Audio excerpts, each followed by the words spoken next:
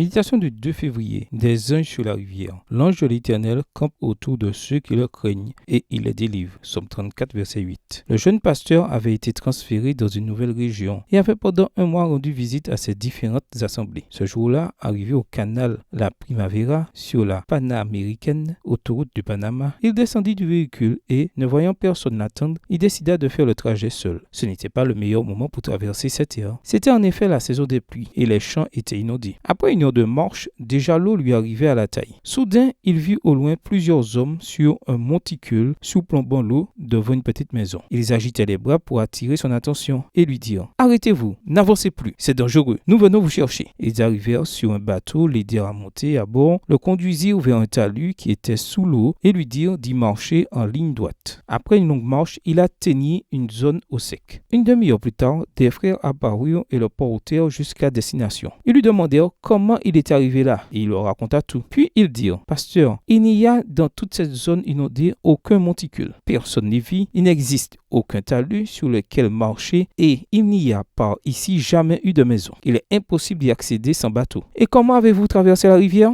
Le pasteur resta stupéfait. Il n'avait vu aucune rivière. Une fois suivante, où le pasteur visita la région, fut en été et effectua le même parcours au milieu d'une poussière étouffante. Il ne trouva pas le monticule sur lequel il avait précédemment vu des gens. Il n'y avait en effet aucune maison et aucun bateau. Il ne trouva pas non plus le chemin accidenté qu'il avait emprunté et, comme si tout cela ne suffisait pas, il put traverser le lit asséché du fleuve Gapaleon. Il y avait plus de 4 mètres de profondeur. La rivière était située à quelques mètres de là où les amis qui l'avaient aidé lui avaient ordonné de s'arrêter. Soudain, il comprit. Il avait manqué de se noyer dans la rivière. L'enfant qui l'accompagnait maintenant vers sa destination interrompit ses pensées. « Pasteur, ils disent tous que c'était des anges. Aujourd'hui, Dieu te dit, mon ange protège et sauve ceux qui m'honorent. Et aujourd'hui, ils sont prêts à te protéger. » Bonne journée à toi et que le Seigneur te bénisse.